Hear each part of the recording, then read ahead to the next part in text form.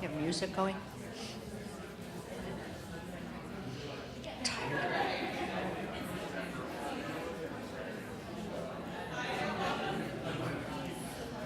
Okay. Hey, Joe, did you want me to wait a minute? Do you want me to wait? Okay. Our next speaker, we'll go ahead and get started then. Our next speaker is Dr. Brian Weiss. He started at the Division of Oncology in the Cancer and Blood Diseases Institute as a research assistant professor in 2003. He is currently an associate professor of clinical pediatrics, medical director of the Neuroblastoma program, and the medical director of the Neurofibromatosis program. Dr. Weiss is particularly interested in these diseases and serves as the National Protocol Chair for ANBL 09P1. Let's see. In addition, he chairs several local protocols investigating targeted small molecule or radiotherapy for relapsed neuroblastoma. Dr. Weiss is also the chair of the most recent NF Consortium clinical trial of a target inhibitor for NF-associated plexiform neurofibromas, and he will chair the next trial of MEK inhibitors in these tumors. He currently serves as the Associate Director for Quality and Safety of the CBDI and the Associate Director of Clinical Research for Oncology. And his talk today is going to be on MIBG as part of upfront neuroblastoma therapy. Dr. Weiss. Thank you.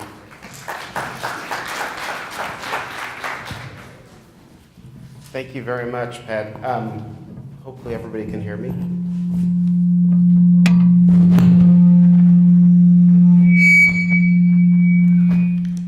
Well, that works. All right. Maybe I'll just use this one, huh?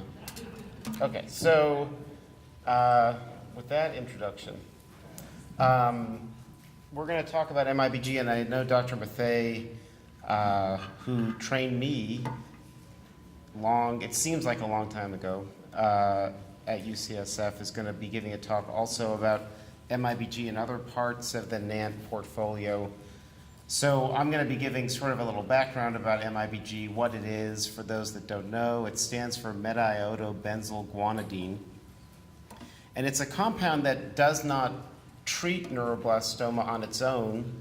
It binds to neuroblastoma cells because it looks similar to dopamine and norepinephrine, which are compounds that adrenal tissue makes, or sympathetic nervous tissue makes.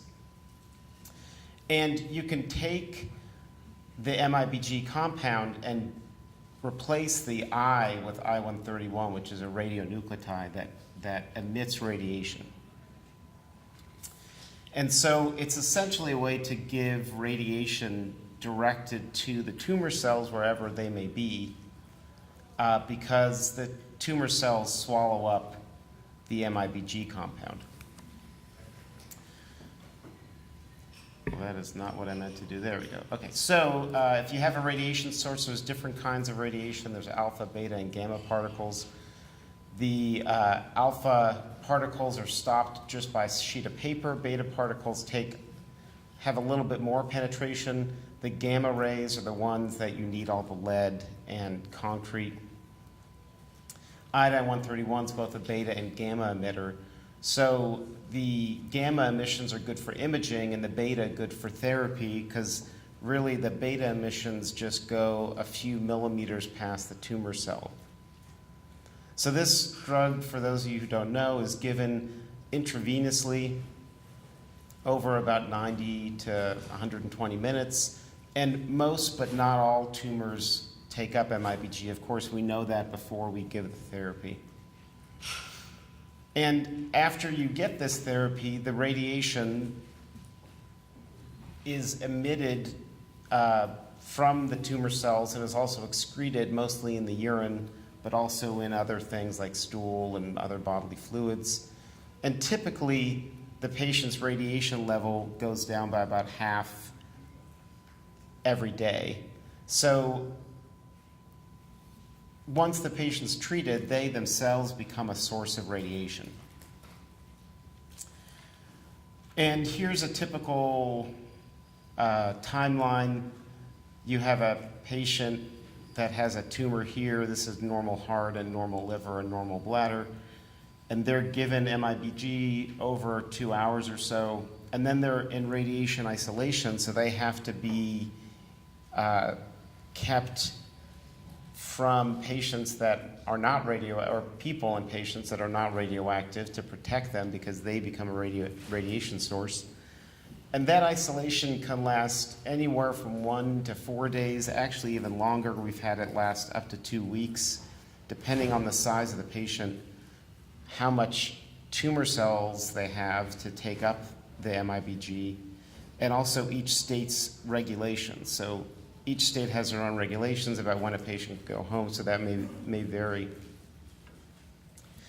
And then what you can see is on the way out the door, we always do a scan of the patient, just having them lay on the table for 10 minutes or so to see where the MIBG went. They don't get a new dose of MIBG. This is using this dose from day 0.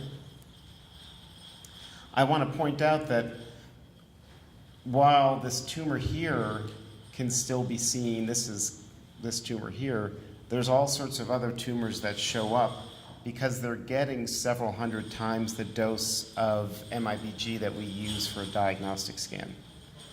So, which goes to when we talk about why we're doing this protocol and why we think it makes sense to treat patients even if they may have a negative scan prior to treatment. This is sort of the reason. Sometimes we see, often even we see tumor that doesn't show up on a diagnostic scan that'll show up post-MIBG therapy. So what is MIBG therapy? What kind of side effects do people get? It's actually really, really well tolerated. Maybe 1 out of 4 people get some nausea. Maybe 1 out of 10 have some vomiting, but it's very, very well tolerated, pretty mild, some swollen salivary glands. The biggest side effect we have is low blood counts, late hypothyroidism, particularly if people don't take their potassium iodide that blocks the thyroid from radiation. And then we know now that there may be an increased risk of liver damage when given with high-dose chemotherapy, and we'll talk about that in a moment. So what's different about MIBG therapy? And I think a lot of people have questions about this part, and there's a lot written on the internet about what radiation is and how much to worry about it. We know that for the typical patient, if they get treated with an average dose of MIBG, and then you have contact with that patient, sort of skin to skin, right next to them, with absolutely no shielding, you'll get about 250 millirems of exposure. That's the units we use. 250 millirems of exposure in about 15 minutes, which is a decent amount. To give you some context, we know that when you get a chest x-ray, you get about 25 millirems of exposure. We know that everybody gets exposure to radiation every day, first of all. In Ohio, probably about 350 to 330 millirems of exposure in a year. If you live in Denver, because you're a lot closer to the sun, you get closer to 400 millirems in a year. So we know there's radiation exposure all the time, and the question is there exposure we can avoid, and how much is too much, and what are those risks? Here's some other scans that people get relatively frequently if you have neuroblastoma, and the radiation exposures with those scans. We know that nurses at our institution at least get typically under 7 millirems per treatment, and the average parent exposure is less than 50 millirems, about 44 millirems per treatment.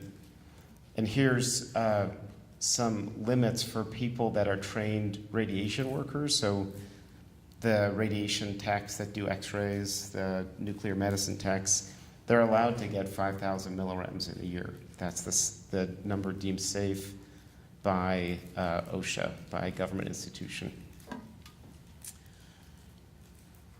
So there is this theory that we use called ALERA, which is we want to keep radiation exposure as low as reasonably achievable.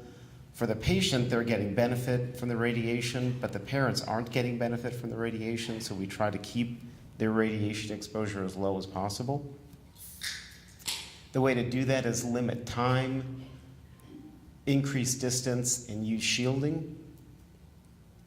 So the rooms all have lead shielding and typically shields that go around the bed to protect the parents and the nursing staff and the hospital staff from the radioactive patient. These lead shields are much, much thicker than the lead that are in the vests that you see people taking x-rays where that amount of lead isn't going to do anything. And so you can see them here. They're a couple inches thick of lead that go around the bed. And again, this is something that's going to vary where you get therapy, because some institutions have a big enough room where you can increase your distance enough that the parents can stay in the room, and other institutions don't have that big of a room or their state regulations don't allow it. So our room is pretty large, so the parents can be far enough away from the patient that they're in the room, but they're not getting exposure. What other things does this mean for the patient? And just as an aside, there is a handout that was outside that it's not these slides exactly, but it's the slide set that we give to patients that are interested in MIBG therapy, and it kind of goes through some of these issues and what things to think about and questions to ask if you're considering MIBG therapy. So there is an oral medicine, SSKI, that most people take for 1 to 3 days after getting an MIBG scan that you need to take for about 6 weeks after MIBG therapy. You do need some way to give the therapy, so typically we like to have a central line, but you can do it just with an IV. Patients do need a Foley catheter, a catheter that goes into the bladder, because again, the radiation is primarily excreted in the urine. Once it's in the urine, it's not doing the patient any good anymore, and we want to get that away from them as quickly as possible. And that stays in for a couple of days, typically till they go home. In little kids, we often will put a nasogastric feeding tube in. The reason is, for those of you who have tried to wake their 2 or 3 or 4-year-old up in the middle of the night to give them a medication, it's not a whole lot of fun, particularly one that tastes like SSKI tastes, which isn't very good. And if you're struggling to get a little kid to take a nasty medicine in the middle of the night, you're getting radiation exposure as the parent. So by putting the NG tube in, you don't even have to wake them up. You can just go give them the medicine. It's every 4 hours, so it's really, really frequent, and it's a lot easier for everybody. So that's up to parents. Some parents want it, some parents don't want it, and again, that's just typically when they're in the room that they get the feeding tube. We also, for little kids, have done IV anxiolysis, so it's not sedation. We don't want them out, totally zonked out, but just mellow enough that they're not trying to jump out of the bed or pull the Foley out or pull their line. So we've done this with Versed. I know Dr. Mathay's used other medications also, and that tends to work really well, where at least the kids are calm and not upset by not having a parent right next to them.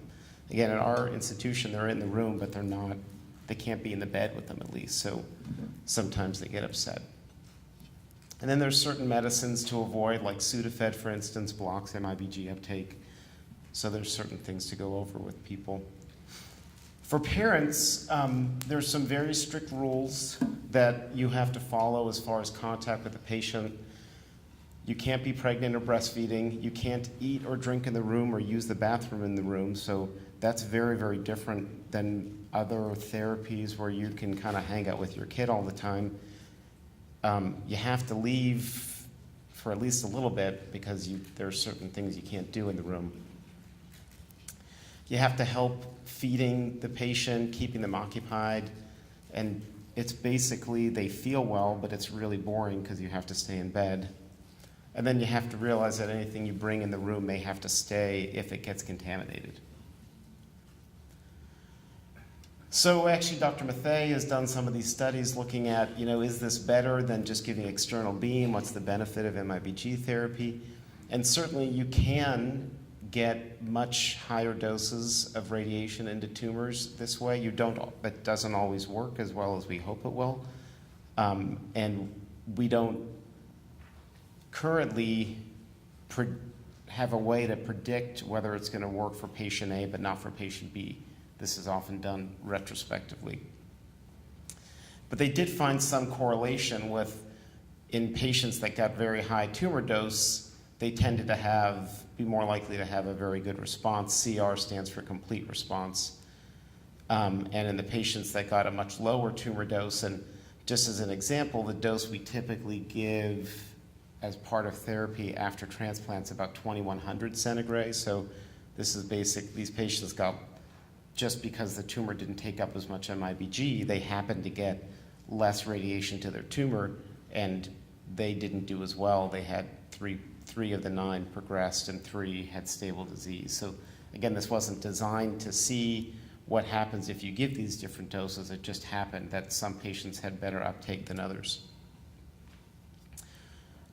So we know, having looked again retrospectively at a lot of patients that got MIBG over years, many of whom were much more highly treated than they are now. So it used to be a therapy back in the 90s that was what was given after lots of other things had failed, and now it's used much earlier in therapy, and we think that's a good thing.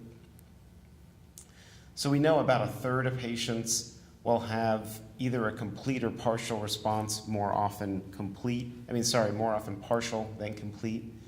And about a third of patients will have stable disease. And then there's some differences. It looks like maybe it's better if you have either soft tissue only or bone marrow only than it is if you have both.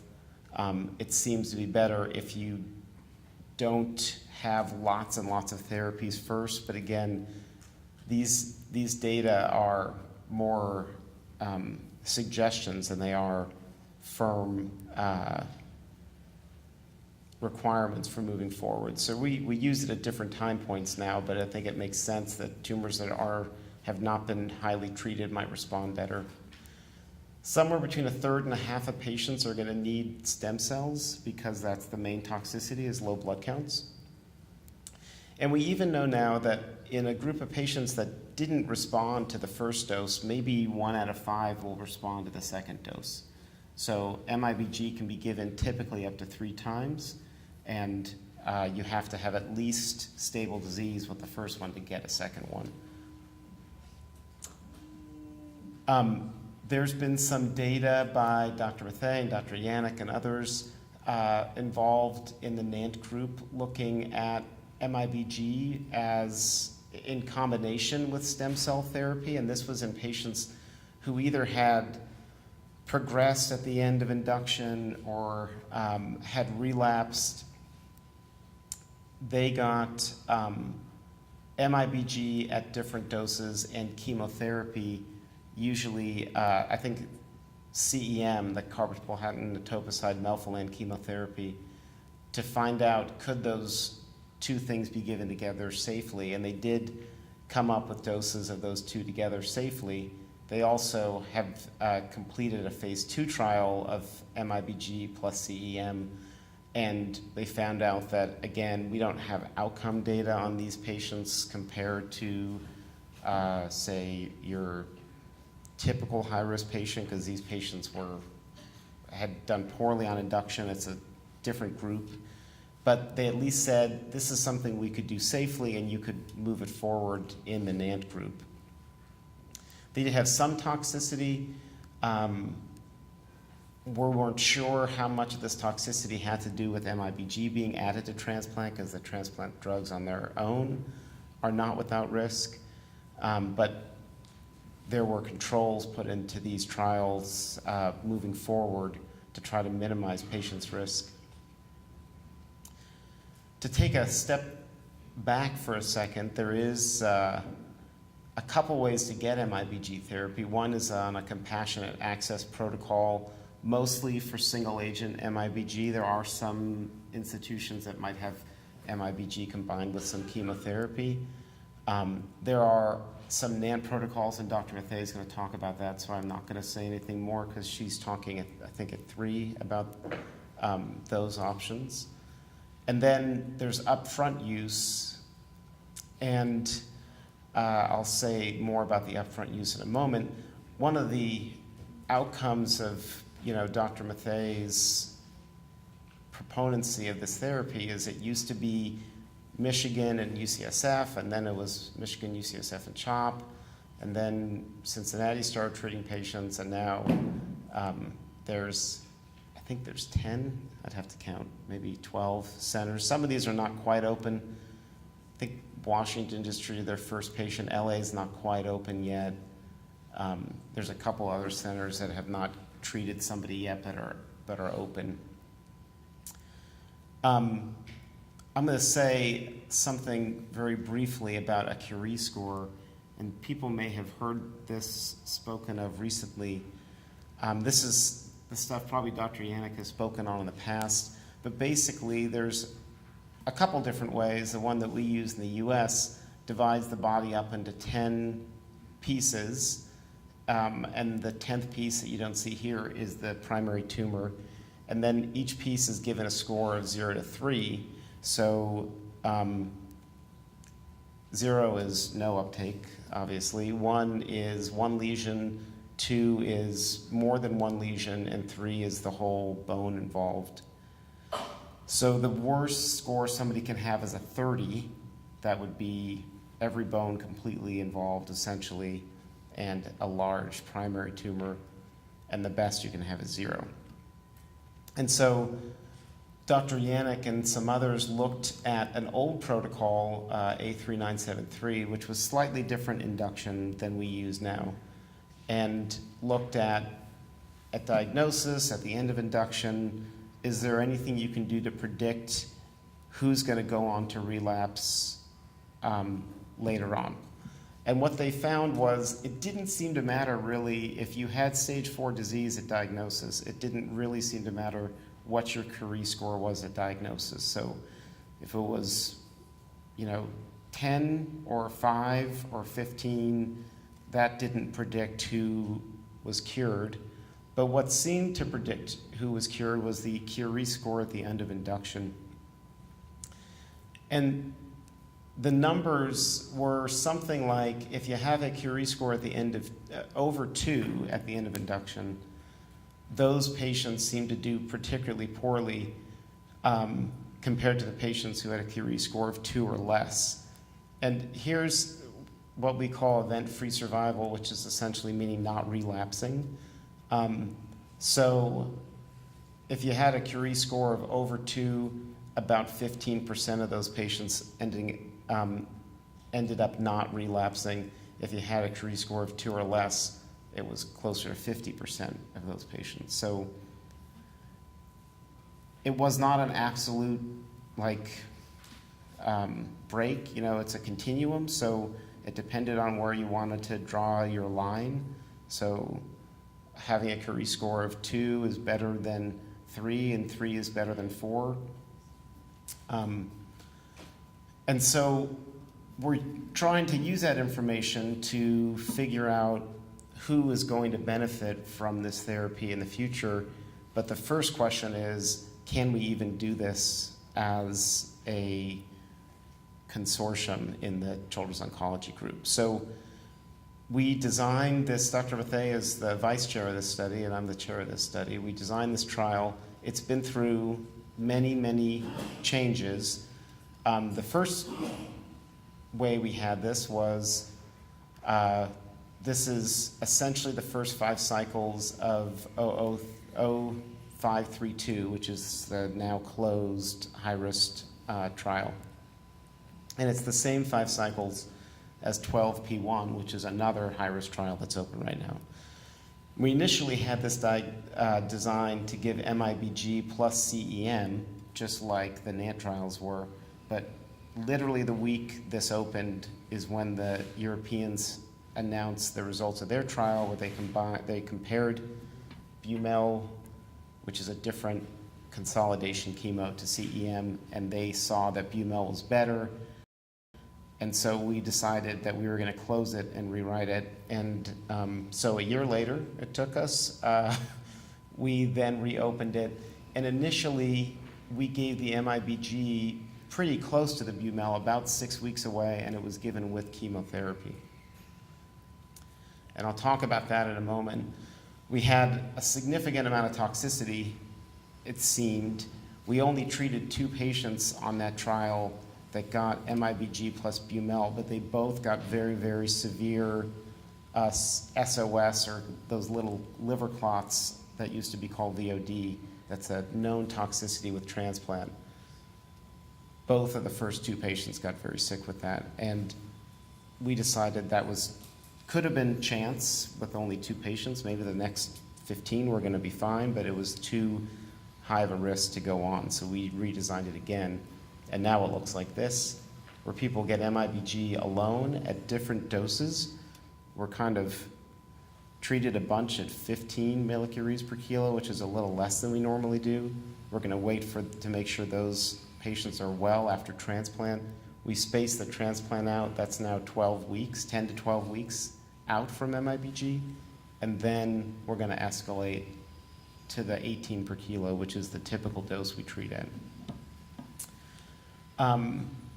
So that's sort of what I'm saying here. We've enrolled 19 patients on this new protocol that spaces out the MIBG. Most have not reached transplant yet. I can't tell you whether it's going to be safer. I can tell you that enough have reached transplant that the first 2 haven't gotten very sick, but there's many more to go.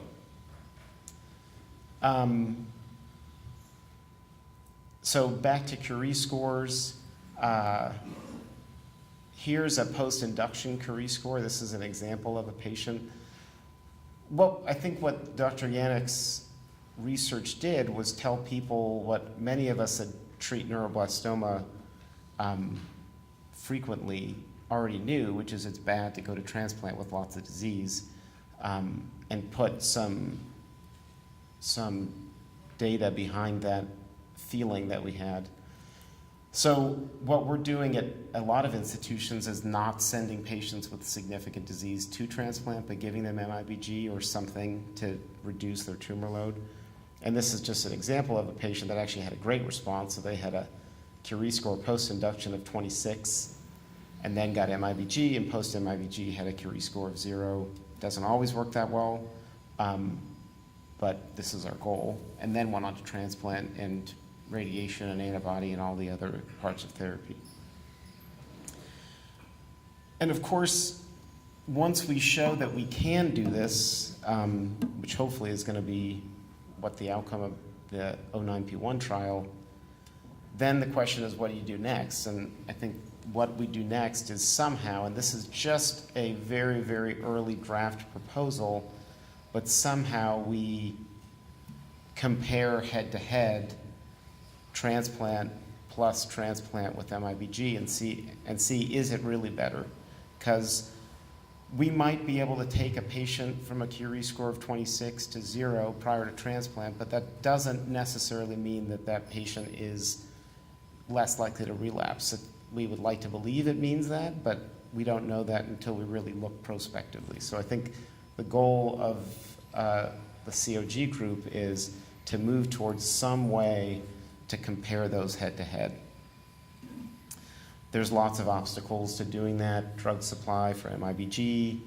These patients tend to be sicker than often patients in relapse are.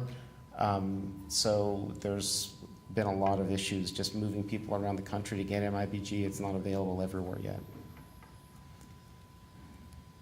And with that, I just wanted to thank all of you who participated in these trials and let us progress to where we are now. Dr. Mathey, the COG and NANT groups, and Pat for inviting me here. Thank you.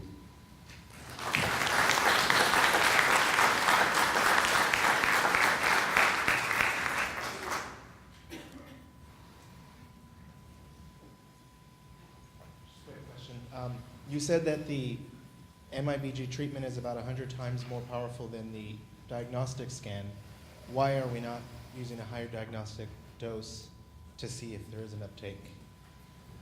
That's a good question. Well, it's probably more than 100. It depends on your weight and what each institution uses. And it's a slightly different isotope that we use for therapy than for scans. But it's basically risk-benefit. So, you know, you get a scan, you get the injection, the next day, or some places even the same day, you go and get your image, versus all the lead-lined rooms and Foley catheter and all that. That's due to the high dose of MIBG you get. It probably isn't worth the radiation exposure, which is many, many times more than a CT scan or the MIBG scan, just to get a picture. And it's one of the things that, although we would love to believe that today, when we say, oh, there's no disease in the bone marrow, that means there really isn't disease in the bone marrow. The fact is, there's a level of detection there too. I mean, we can't see a few cells. We can see maybe 1 million cells in the bone marrow, but like all of our methods of detection, there's limits to them. Is there any concern about MDS or AML in 3 years down the road? Absolutely. And I didn't get into that. Any of the therapies, radiation, targeted radiation, MIBG, chemotherapy have a risk for MDS and AML. We don't know.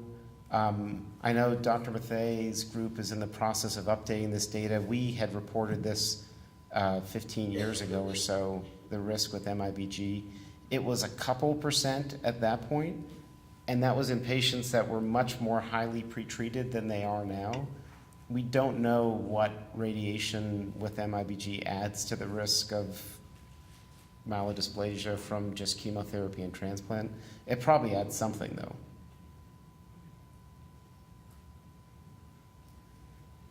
Any other questions?